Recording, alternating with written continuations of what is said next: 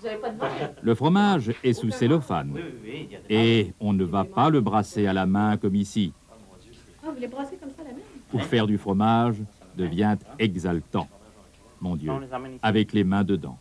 Depuis des siècles, comme c'est impressionnant, que ça sent le vrai fromage.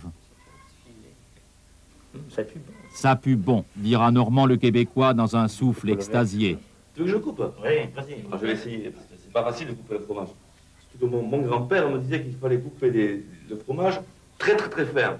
Pourquoi très fin? Pour bien l'apprécier. Alors je vais essayer de le faire sous le fromage, par transparence, voilà.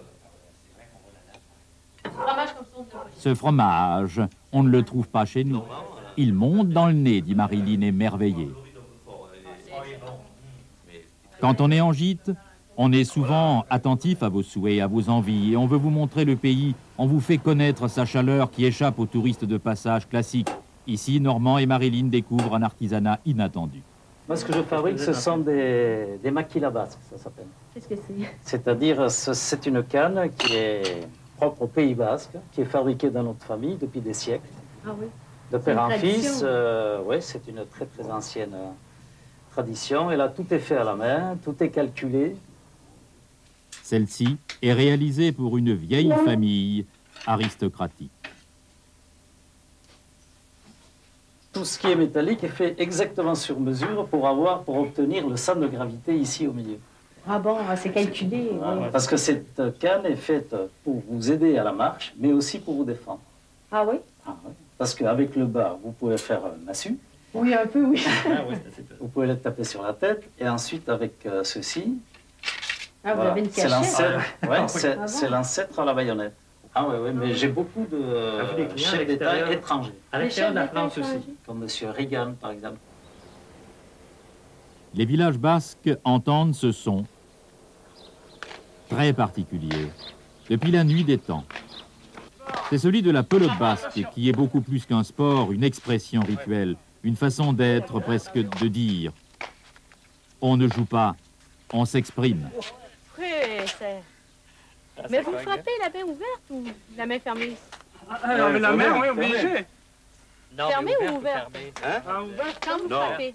On envoie comme ça, mais on l'ouvre au dernier moment. Au dernier moment, vous ouvrez la main, OK. C'est vraiment tout à fait différent du circuit touristique habituel où là, personne fait attention à toi, finalement, parce que c'est ça. tu es un touriste parmi tant d'autres. Alors que là, on a l'impression d'être un petit peu invité. Ils ont bien sûr été conviés à une soirée basquaise où les chants et les âmes vibraient. Normand et Marilyn ont assisté à la communion du chant et de la terre.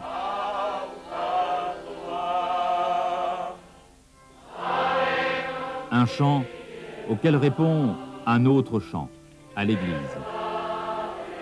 Celui de la beauté d'un pays où le Créateur, dit-on, s'est arrêté. Ce dimanche, tout paraît clair, transparent même. Tout est à sa place et l'envie de vivre est saisissante.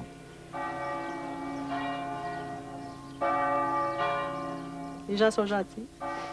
On voit toutes sortes de choses, des fabriques de cannes, des fromages, des beaux villages. Ah oui, on mange bien, des beaux on boit paysages, bien. c'est magnifique. C'est les vacances. On en oublierait presque à la mer toute proche que Normand et Marilyn croient voir de leurs fenêtres et qu'ils iront embrasser demain.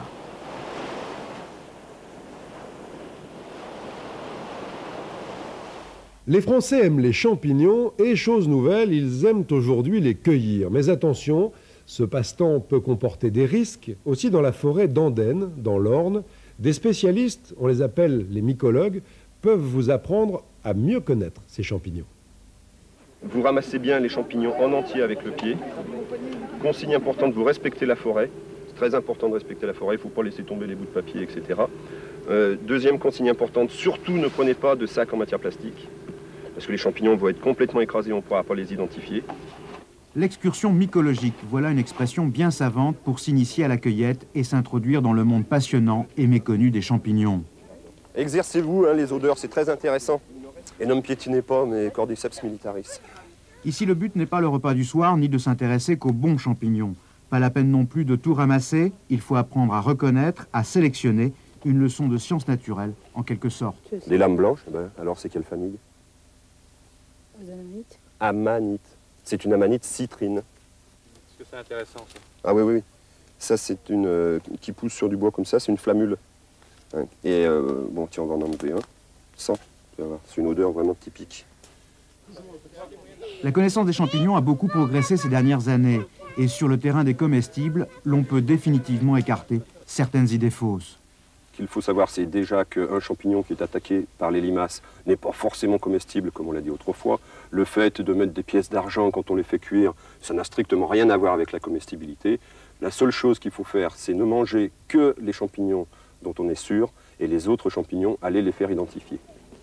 Autre précaution, les sosies. Aucune différence visible au premier abord ne sépare par exemple certaines espèces comestibles d'espèces plutôt indigestes, voire carrément vénéneuses. Autre mise en garde, les fossés, qui recèlent souvent de variétés intéressantes, mais peu recommandables, les champignons captant plus facilement la pollution. Enfin, attention aussi aux images d'épinal. Alors ce champignon que l'on rencontre sur toutes les bandes dessinées pour enfants est un champignon toxique. Il s'agit d'une amanite tumouche. Au bout de 2 ans de pratique sur le terrain, un apprenti mycologue pourra reconnaître une centaine de variétés, de quoi déjà s'offrir une belle cueillette. Une cueillette que l'on fait suivre ici à la Ferté-Massé d'un examen approfondi où on analyse et on affine ses propres connaissances. Bon, alors ici, vous avez un lactaire laqué, pied violet, lame violette, chapeau violet, champignon comestible. Ici, vous avez un champignon avec un très joli chapeau orangé, avec des lames jaunes, un anneau ici. Il s'agit d'une foliote remarquable, champignon toxique. Ici, un champignon intéressant que l'on appelle la récompense du mycologue. C'est un bolet à pied rouge, champignon comestible. Et regardez quand on coupe, jaune, bleuissement immédiat. C'est un très bon champignon comestible. Les champignons n'ont pas fini de fasciner. Leur rôle dans la médecine d'ailleurs ne fait que croître depuis qu'un beau jour de 1928, un Britannique découvrit dans quelques moisissures le secret de la pénicilline et des antibiotiques. Un côté assez extraterrestre dans le champignon. Sa vitesse de croissance, les saveurs, les parfums. Ce week-end d'initiation est aussi l'occasion pour le groupe mycologique de la Ferté de ficher et de classer les nouvelles espèces que l'on découvre ici chaque année.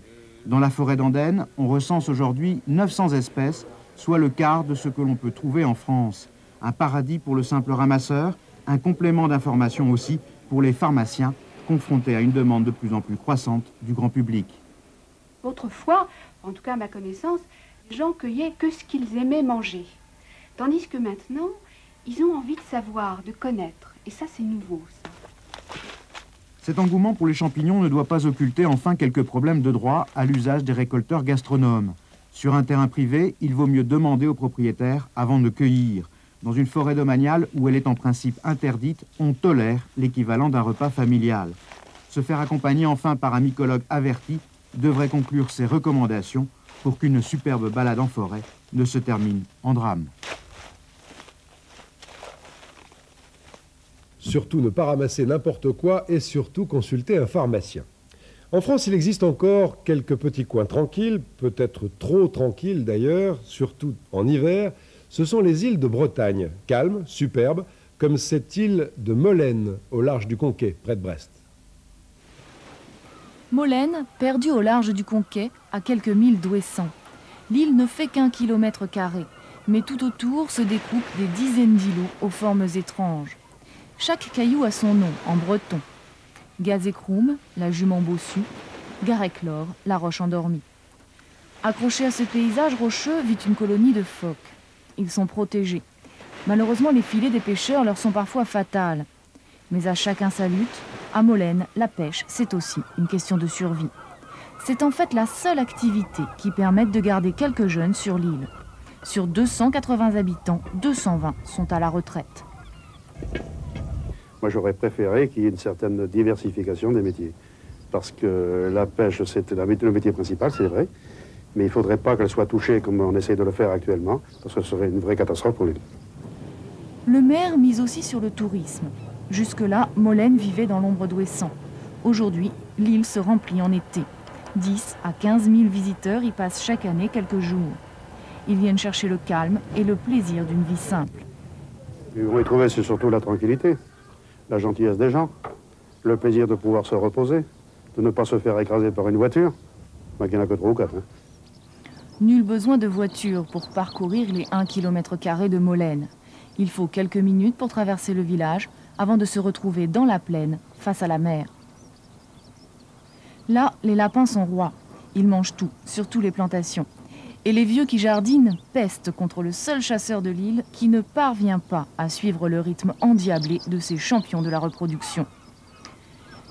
Pour profiter de l'esprit de l'île, mieux vaut y venir hors saison, lorsque les ruelles sont désertes et que le seul hôtel de Molène peut encore vous accueillir. Un hôtel original où l'on vit à l'heure solaire, alors que le reste de Molène adopte l'heure légale. Ce décalage provoque parfois des situations cocasses, alors attention à ne pas louper la navette qui ramène au continent. Il n'y en a qu'une le soir, quand la mer le veut bien. Au début de l'été, dans l'Aude, on ramène les chevaux dans la montagne et cette transhumance se fait avec de vrais cow-boys, des cow-boys bien de chez nous, mais qui ont quand même un peu le sens du Far West.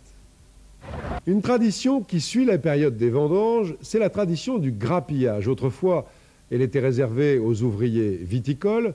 Aujourd'hui, le grappillage est toujours réglementé, comme en Bourgogne, où il donne quand même l'occasion de faire une belle sortie dominicale.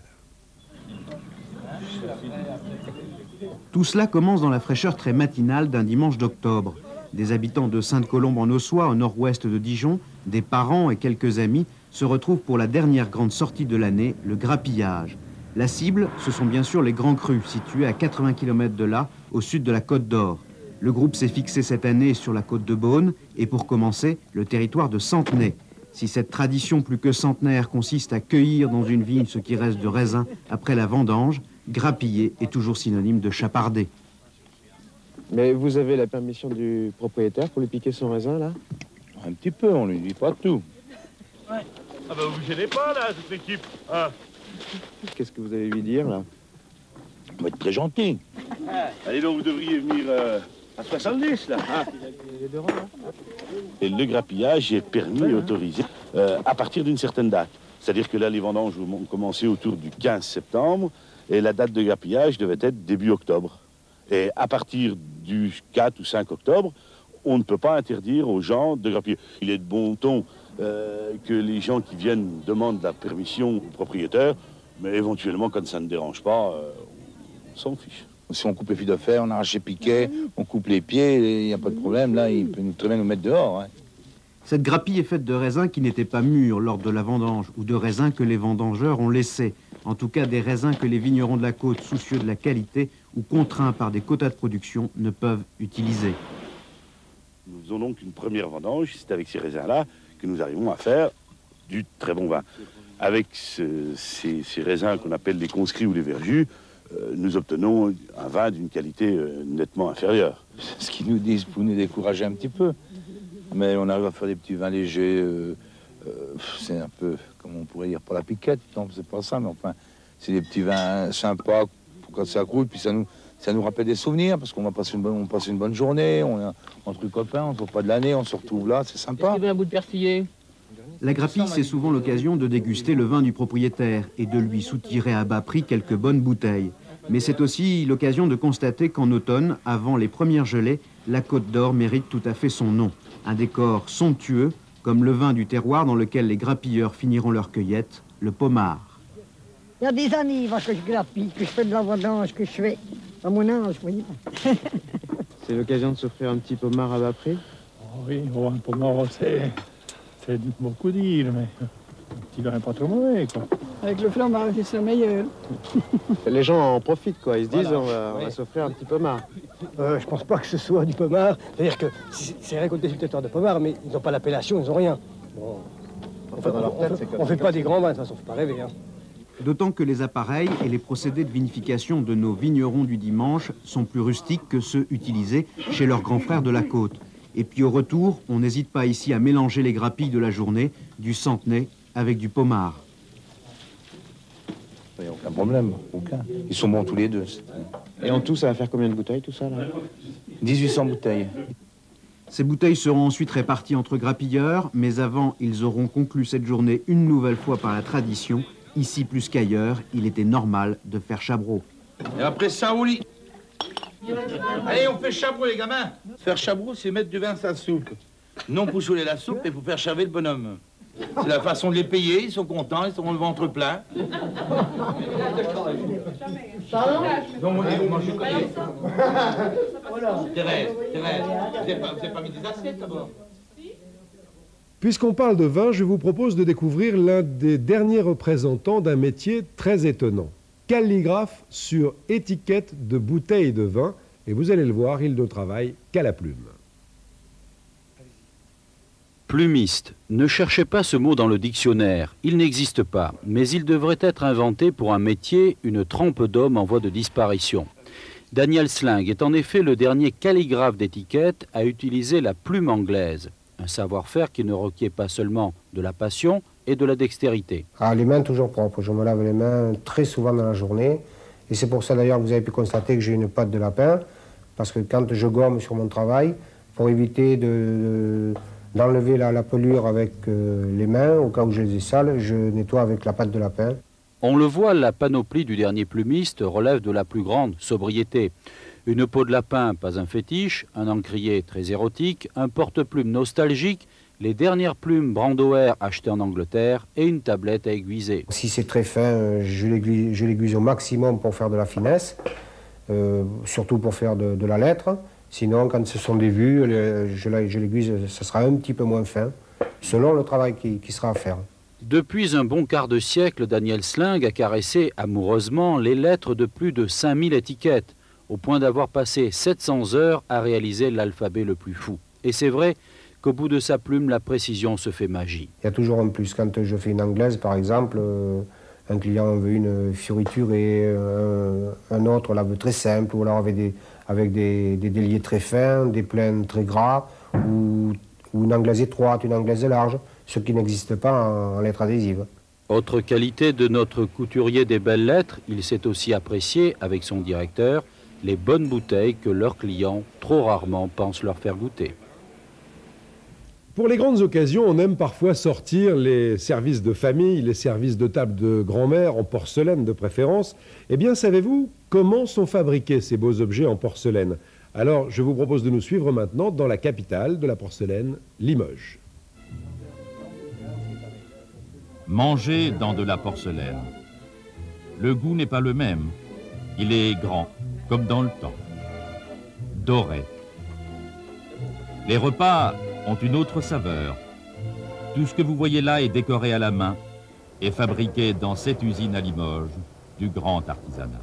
On y travaille aujourd'hui comme hier, où l'on brassait déjà le kaolin, le pétrissait, l'émaillait. Pour faire de la belle porcelaine, on doit sentir la main des gens. Comme on faisait jadis, les plus belles choses de la manufacture de Sèvres, des œuvres d'art. Je n'arrive pas à avoir le rouge tout de suite comme il faut, donc je fais une première couche, je le fais cuire et je le reprends.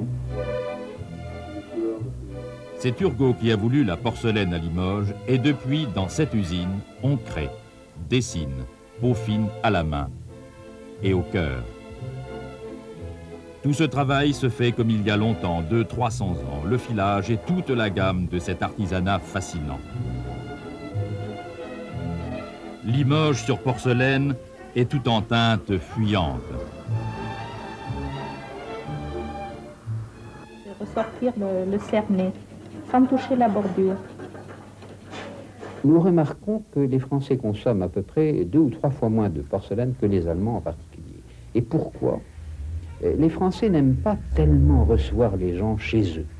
Ils ont quelquefois un peu honte de leur intérieur. C'est grave ce que vous dites. Mais oui. Si on va loin, ils n'ont pas de quoi recevoir simplement, mais d'une manière élégante, des amis autour d'eux. Et c'est dommage. Il y a 30 ans, on faisait déjà de la porcelaine dans cette fabrique et on continue pour les Japonais, les Américains, les Anglais et les Saoudiens. Un art que tous les Français connaissent, mais que beaucoup trop ont perdu de vue. Direction l'Aveyron maintenant, avec un homme complètement passionné par son Rouergue natal, tellement passionné qu'il a entrepris un travail gigantesque, celui de recueillir toutes les traditions de sa région, les langues, les outils, les folklores. Son nom, parce qu'il mérite d'être cité, Christian Pierre Bedel. Novaco, c'est quoi Novaco? Et puis après, qu'est-ce que c'est que vous connaissez? L'hôtel, c'est quoi l'hôtel? La maison. Et puis quoi encore? La ferro, c'est quoi la ferro? Ah, la brebis. Mais il y en a beaucoup ici, hein? C'est un peu le pays. Hein? Et un pastre, qu'est-ce que c'est un pastre? Un berger, mais je vois peut-être ça va. Mais figurez-vous que tous ces mots, on ne les connaît pas tous, c'est Pépé la Mémé qui les connaissent. Et moi, j'ai besoin que vous m'aidiez à retrouver ces mots. Et puis à retrouver comment ils vivaient autrefois. Voyons voir, qui est-ce qui a un Pépé ou une Mémé qui parle occitan, là? Oh, mais ça fait beaucoup. Alors je vais vous donner des questionnaires, et je vais vous demander d'aller questionner le Pépé, la Mémé, et ils répondront en patois, en occitan, ils vous aideront à le remplir. C'est d'accord? Oui. Vous voulez bien Retrouver le langage des anciens, voilà l'une des tâches de Christian Pierre Bedel. Une mission à caractère d'urgence. L'occitan est la langue d'enfance d'une majorité d'Aveyronais de plus de 50 ans. La transmission linguistique ne s'est plus faite à partir de 1950 environ. Et donc, dans très peu de temps, il n'y aura plus de locuteurs intéressants. Mais la démarche de cet ancien professeur d'occitan ne se limite pas qu'à la langue. Dans son Rouergue natal, c'est la vie d'autrefois dans son ensemble qui l'intéresse. Rechercher derrière les pierres de ces hameaux abandonnés les traditions et les richesses d'un patrimoine qui se meurt lentement. Je voulais vous demander, dans les temps les plus anciens, hein, du Loutel au plus vieil, est-ce que le lait ne se faisait pas carrément dans les fermes? Ça, Moi, vous n'avez pas... je l'ai pas vu ça. Certes, la méthode est simple. Consultation des archives départementales, rencontre avec toutes les associations culturelles régionales, mais c'est avec les gens du pays qu'il aime parler en priorité, pour le plaisir d'abord, pour savoir ensuite. À partir du moment où on les aborde dans leur langue, dans la langue occitane, il y a une connivence très forte qui s'établit dès le départ. Et j'avoue que si je n'avais pas cette ressource, je crois que j'aurais quelques difficultés souvent. Il y a quelqu'un? Oui? Bonjour. Bonjour. A quelle photo là-qui? Mes hommages. Ah ben, un plat. Ah ben, très bien, mais dites, n'avez-vous pas ici? Ça, c'est quoi? Mis en confiance, les gens parlent. Ils lui confient leurs petites histoires de famille, leurs histoires de voisins, et lui prêtent des photos. C'est qu'il en connaît du monde, monsieur Bedel, maintenant. Ces documents, on les visionne ensuite ensemble au cours de réunions de village. Et voilà toute l'astuce de l'opération, donner pour recevoir. Avec le passé de quelques-uns, on aide les plus anciens à se rappeler, à se souvenir de ce qu'ils ont vécu. Et comment vous faisiez avec le gestos parades comme ça pour parcourir? Le Pépé qui est âgé là, ben, il s'en rappelle de beaucoup de choses, mais bien sûr, pas si avancé encore, mais enfin, il se rappelle de beaucoup de choses. Ça le lui rappelle. Hein. Oui. Il dit oui, on faisait comme ça, autrefois on faisait comme ça. Oui. Cet après-midi-là, monsieur le comte de Vezin avait pour l'occasion ouvert les portes de son château. Lui aussi a des choses à raconter. Mais derrière cette collecte d'informations se cache en fait une formidable animation rurale. Le fait qu'ils participent avec un général enthousiasme à cette opération, c'est qu'ils ont le sentiment de faire une œuvre utile. Ils savent qu'ils sont détenteurs d'une foule de choses qu'ils n'ont pas su transmettre parce que la société ne le permettait pas à un moment donné. Et ils regrettent de partir avec ce savoir sans laisser quelque chose derrière eux. Au nord du département, par exemple, M. Catus voulait lui montrer la maison qui avait bercé son enfance. Elle appartenait aux voisins et il l'a rachetée il y a 10 ans. Au début du siècle, les cochons venaient y manger sur l'escalier et l'hiver, les loups rôdaient. Moi, j'ai entendu dire que dans le temps, ici, cette maison, ils y soignaient les lépreux. Et ils allaient les baigner au Lot, là-bas. Et soi-disant que l'eau du Lot était bonne pour guérir les lépreux. Maintenant, moi, je ne l'ai pas vu, mais je l'ai entendu dire. Cette tradition orale, notre ethnologue sait bien qu'elle se perpétuait jadis autour du camp